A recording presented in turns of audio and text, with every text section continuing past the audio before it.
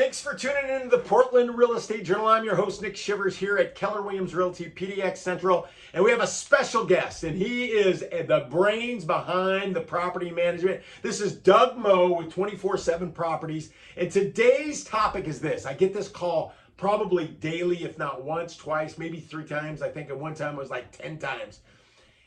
In the state of Oregon and the city of Portland, can I sell my rental property in today's current environment with eviction moratoriums, the COVID issues, the house bills that were just passed about non-evictions? So Doug, he's here to kind of give us an insight. So Doug, if we're going to start, if I don't live in the city of Portland, okay, can I sell my investment property in today's market?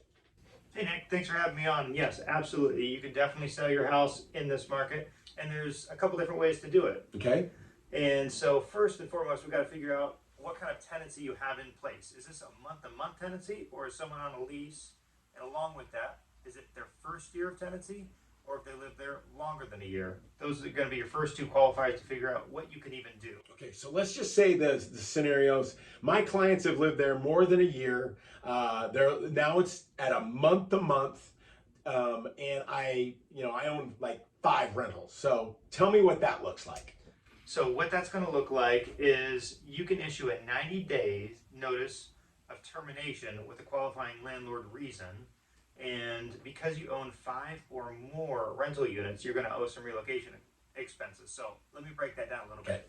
So for issuing the 90 days notice, when you issue the 90 days notice, if you're selling the home, you have to have an accepted offer and include that with your notice, along with, because you have 5 or more rental units, you're going to have to give 1 month's relocation expenses. Now, if you That's important to know. If you're not in the city of Portland, because we'll talk about that in a little bit, but 1 month, you have to give it when you accept that offer and give them that notice. That's correct, right? That's correct. Okay. Yep. So you've accepted the offer. You've included the offer with your 90 days notice, along with the 1 month relocation expenses, because you have 5 or more rental units, and that's going to allow you to start the clock on getting them out. And if they don't move out, then you're going to have to move for an eviction, but this is at least the legal proceedings you need to do to legally get them out. Okay. So let's ask this question. Let's say I only owe 1 rental property in the same situation. You give the 90-day notice. Yep. Okay, but what do you not have to do?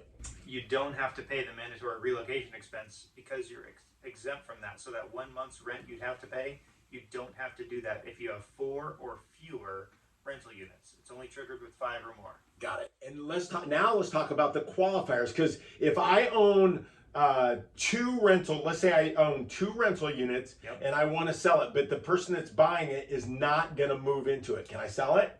Yes, you can. As far as getting the tenant out, that's going to be a little bit different scenario though. So if someone does not plan to buy it and move into it, then you've got the 4 QLRs. One of those being the buyer's planning to move in. Number 2, either they or their immediate family can move in. Mm-hmm. 3, you can do a renovation that's so substantial it makes the unit uninhabitable. So it's kind of a gray area, and you need case law behind this. Right. But if the unit is uninhabitable, meaning there's no plumbing or no electrical or no kitchen or anything, that would be a cause to trigger for the renovation. And the last reason would be if you plan to demolish the home. If you need to tear that thing down, you're able to sell that home. Yes. But remember, if you're going to sell it to somebody and they're like, let's just say your tenants had a really low rate, you couldn't sell it to another investor and he kicks them out. They would have to be able to stay there unless the person is going to buy it to move in it for themselves. So Doug, let's talk a little bit about the added little thing. If you're in the city of Portland, tell us the differences between the state of Oregon overall and the city of Portland. So state of Oregon, you're going to have the 1 month. And if you're within the city of Portland, you're going to trigger the city of Portland relocation assistance unless you've gotten a waiver well before the tenants even moved in.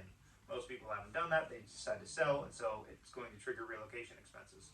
With that, if you have a studio, you're going to have to pay $2,900 in relocation assistance. It's tiered based upon the number of bedrooms. So studio's $2,900, one bedroom is $3,300, two bedroom is $4,200, Yep. and three bedroom is $4,500. So that's $4,500 on top of a 1 month relocation. So, I mean, you got to really understand these things because remember, that doesn't mean, Doug, let me just get this straight. Let's just say the person, because of the non-eviction, COVID, they're not paying. You can't kick them out for that. But let's just say they were growing like marijuana in the basement. That's a different story, correct? It depends on your rental agreement. Okay. But yes, our rental agreements we go by federal guidelines, and federally, marijuana is banned. And so people can still use marijuana, they just can't smoke it or grow it. Because we have non-smoking properties, we don't allow growing here unless they have a medical marijuana license, and then it's restricted up to 4 plants. So the bottom line is you better know the rules, and every time I talk to Doug, I learn something a little bit more. So my advice is this: if you have what's going to happen is we're going to talk to you about the investment side, and then I'm going to call Doug, and we're going to get the details. So if you have some investment properties that you want managed, because I will say in Oregon and in the city of Portland, owning investment properties, if you don't know all the details, you can get yourself in a little bit of trouble. Until next time, Doug, it was a pleasure. Thank you so much. We're out.